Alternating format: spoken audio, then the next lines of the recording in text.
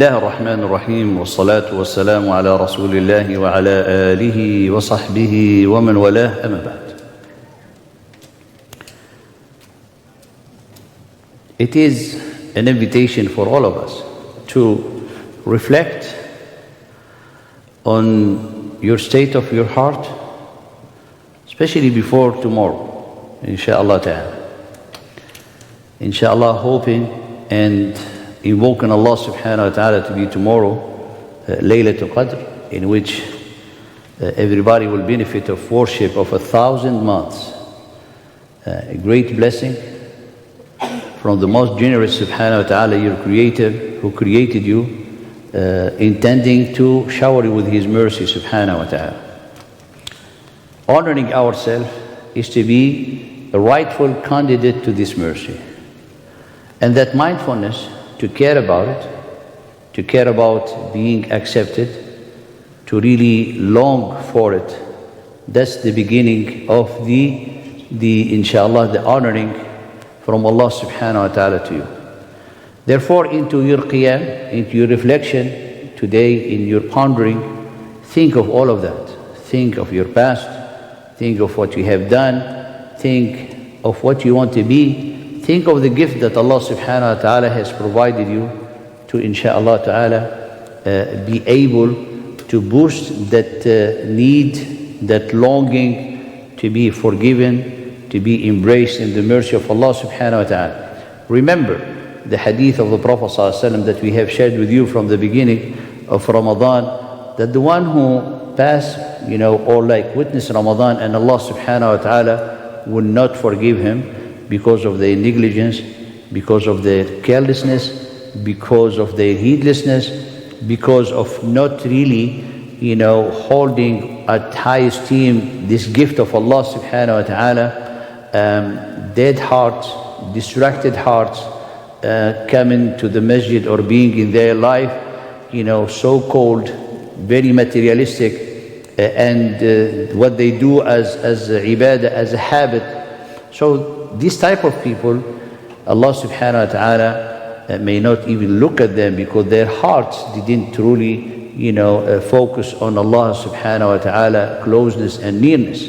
Then if he's not forgiven, or if he's not forgiven, the Prophet ﷺ and Jibreel make a dua against this type of people, to be distant from the mercy of Allah and to be, wal-iyadu billah, cast into the doom of the hellfire. A'adana Allahu min dhalik. Why? Because he's been given a tremendous gift, a lifetime gift, but they didn't care about it. And that's actually the meaning of kufr. Al-kufr is not a disbelief. In the Arabic, kufr is to deny or to neglect a gift. Kafara means to cover, and al-kafiru is also the planter who put the seed in the ground and cover it. And by a parable, the one who take the gift of Allah subhanahu wa ta'ala, ignore it, cover it, does not care about it, that is kufr, and that is ungratefulness. May Allah subhanahu wa ta'ala to help us to be, and give us the ability and the power to empower us to be grateful to the gift of Allah subhanahu wa ta'ala. Every time when I leave, there is many people, they ask a question. I said this is an opportunity, whoever who have a question, we can listen to your question and answer them. If not, we'll continue with the short khatira bi-idhnillahi ta'ala. Any question? All the question that I had is about zakat and money. So, it's good. Any question?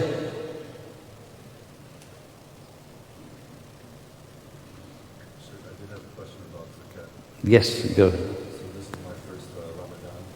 MashaAllah. I have a video, somebody sent me about Zakat of for Eid. Is it better to give food before the prayer? Is this besides money? No, the zakat, there's many types of zakat. So zakatul mali wa zakatul urudi. And then this is the part of the zakat that is obligatory. And then we have zakatul fitr.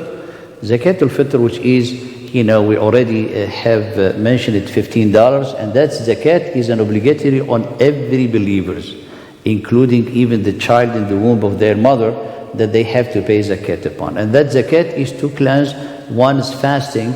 So, and will be even the faqir, even the one who does not have money, he should pay that zakat, because Allah subhanahu wa ta'ala will guide and bring him, inshallah, his rizq during the day of the Eid, that he going to be taking the zakat al-fitr of others to him. So he has to pay the zakat. And that's zakat al-fitr as a part of obligatory into the end of Ramadan will be paid, and will be paid in the months of the sa', and the sa', which is, kind of a meal, and evaluated to between $10 to $15 or to $20. Depends on the type of the food that you are, making the analogy, or you're gonna be as a reference. If dates 3 kilograms or more, can be like up to, $20.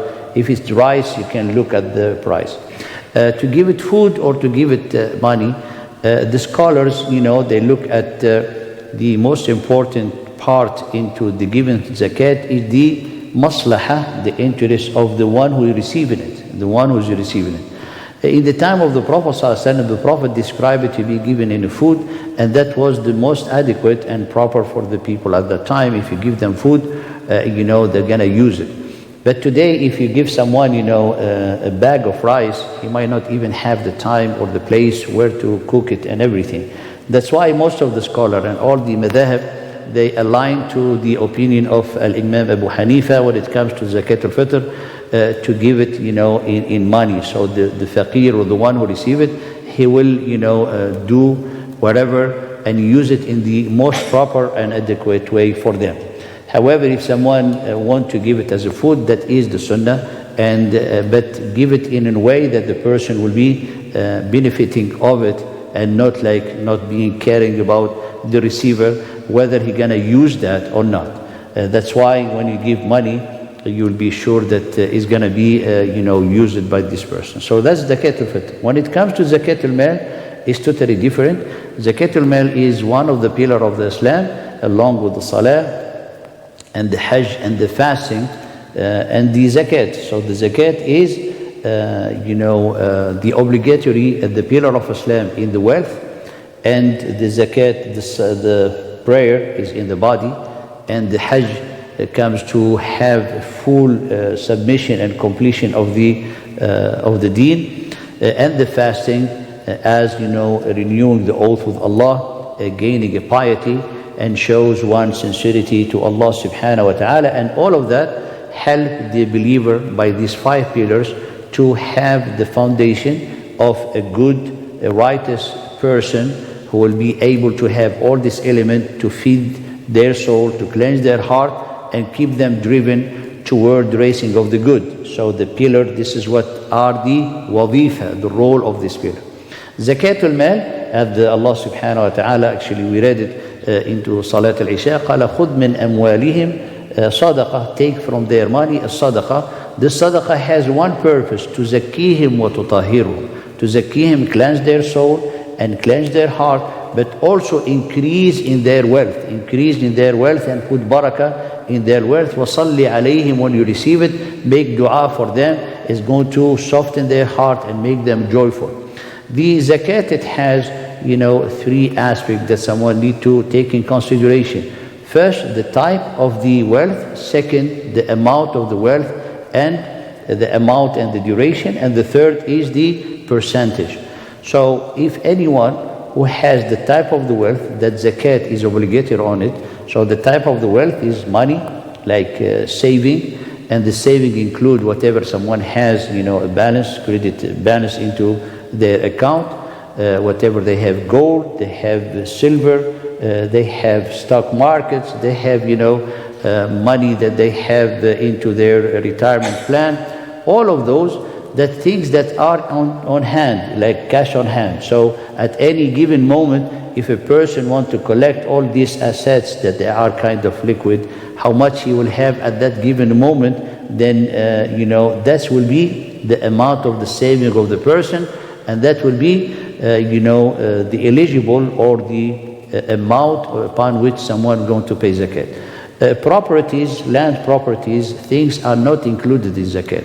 Having diamonds and everything, that's not included in the zakat, and someone will not pay zakat on it. Once a person calculates how much they have, that money has to have the condition that he had it on hand for a whole year. Whole year. يحول عليه الحول. يحول عليه الحول. Then apply on it 2.5%. 2.5% will be the amount that the person he has to pay. This 2.5% does not belong to the person. Does not belong. That's it's part of their wealth that Allah subhanahu wa ta'ala entrusted into your hand. Entrusted to your hand to give it to the proper receiver, and the receiver that Allah subhanahu wa ta'ala mentioned in Surah At-Tawbah. قال إنما الصدقات للفقراء والمساكين قال والعاملين عليها. So the poor people and the needy people, the difference between them, the poor who cannot even provide for them the meals, the miskin, the one who can do it, provide for them the daily meals but with difficulties. The people who work for it, to collect it, they will have part of it.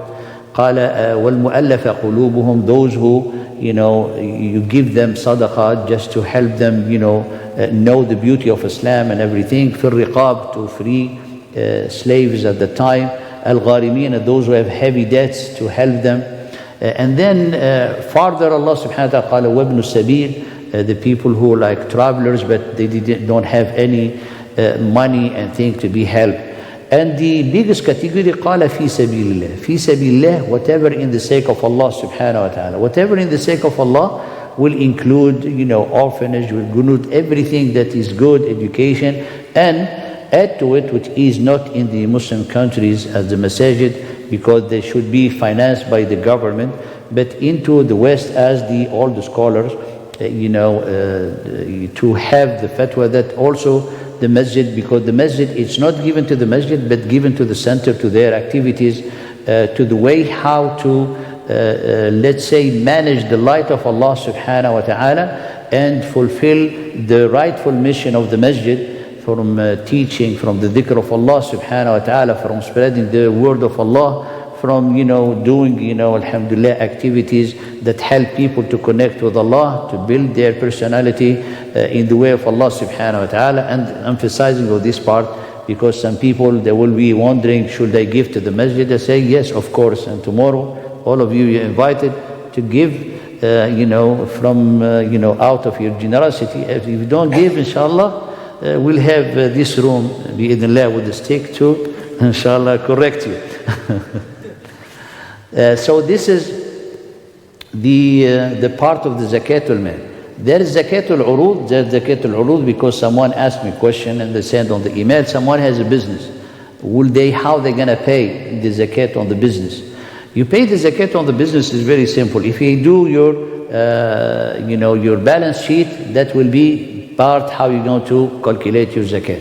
The investment, the initial investment, if someone, for example, invested 50,000 or 100,000, that's not to be touched in the zakat. What is going to be touched in the zakat? It's very simple calculation. You come at the end of the year, you calculate how much inventory you have, and the inventory is calculated based on the cost of the product, not on the sell product.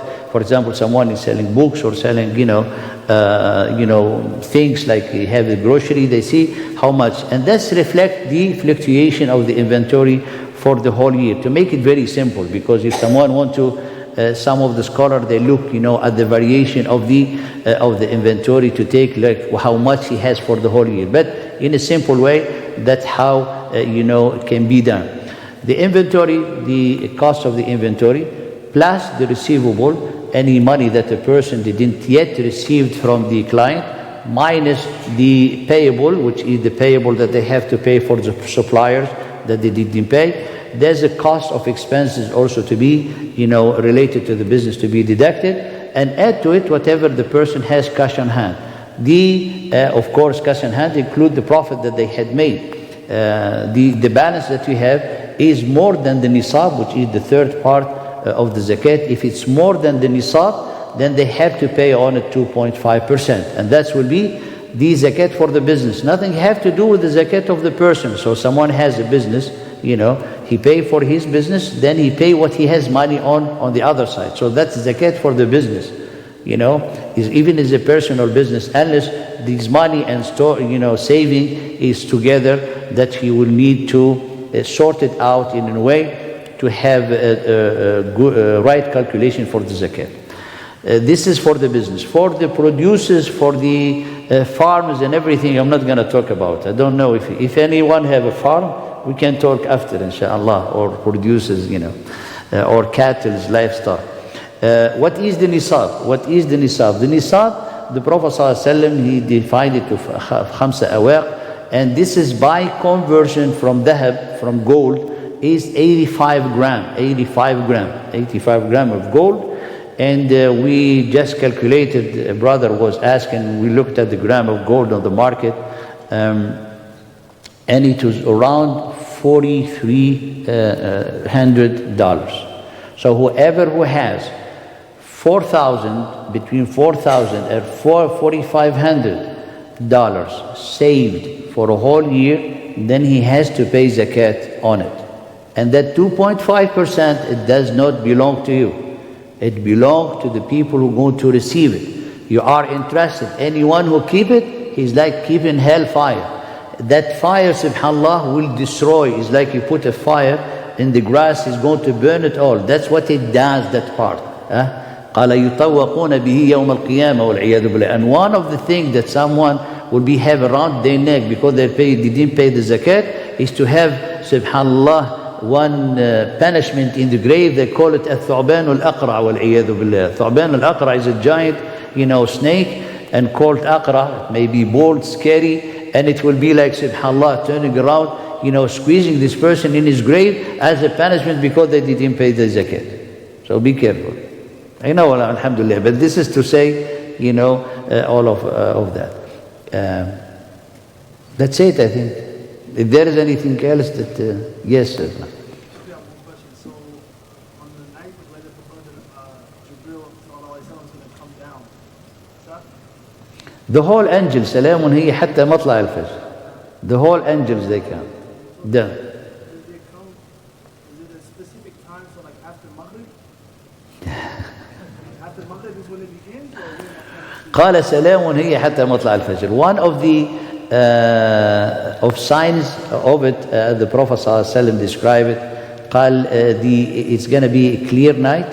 That night, the Prophet ﷺ, that he has been forgotten to specify it exactly. It has rain, because he said in that night the Prophet ﷺ makes sujood in ma'in watin. Ma'in watin is like it was, subhanAllah, kind of muddy floor. And the rays of the sun, or when it comes, subhanAllah, it's very clear, and the rays are not, as a normal day, kind of, you don't see them, but it's like a clear night. And one of the explanation of the scholar, he said, because of the crowdness of the sky of the angels. Subhanallah. So they will be coming down, as Allah قال تتنزل الملائكة والروح. Allah subhanahu wa ta'ala said it in the Quran. And it started from the night of Laylatul Qadr, which is after Maghrib, and then stays up till insha'Allah ta'ala till Fajr time. Salamun hiya hatta matla' al-Fajr. Laylatul Qadr is a great celebration. Not celebration for the believer, celebration for the whole universe, and celebration for also the angels, as a great night of worship. And in Laylatul Qadr also, Allah subhanahu wa ta'ala yuqaddiru fiha al-maqadir. Allah determined, subhanahu wa ta'ala, He already know the maqadir, everything that is going to happen into this coming year. Who going to be dying, how much rizq someone is going to have, all of it is going to be in Laylatul Qadr. In a hadith, or like someone will be still, farming, and he already in the book that he gonna die this very year that is gonna happen. And when we say, Allah make the taqadir, He will have the angel to know about it in that specific night. But it is the night in which the Quran has been revealed. So it is the rahmah of Allah, it is the guidance of Allah, it is a celebration of the greatest rahmah of Allah for the whole humanity, for the whole universe, and the angels will be taking part of that. So it's like a great celebration of worship, great celebration of Iman, and imagine Allah grant you this great gift by having it to be 1,000 months for one night. May Allah subhanahu wa ta'ala bless us with this night. Jazakumullah khair. But I think it's time for the salah. If you have more questions, we can do it in the thing. Barakallah.